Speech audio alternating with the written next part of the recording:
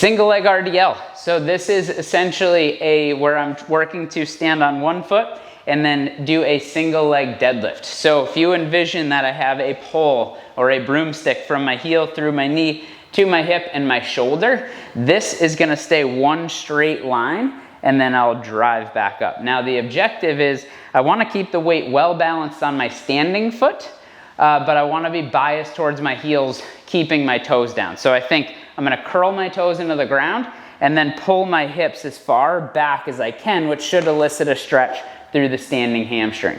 Now from there, it's gonna be an inhale as I pull back, a tiny bit of knee bend, but otherwise a straight leg. Exhale as I push my hips forward.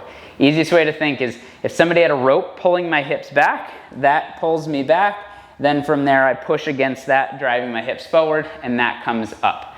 Again, I'm hinging just at the hips from there, keeping this straight line.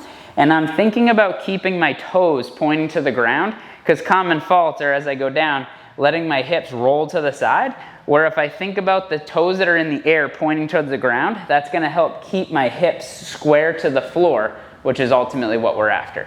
That is a single, oh, and if you wanted to load this, you can hold either a barbell, 2 dumbbells, 2 kettlebells, or I can hold with one on the opposite leg of the standing.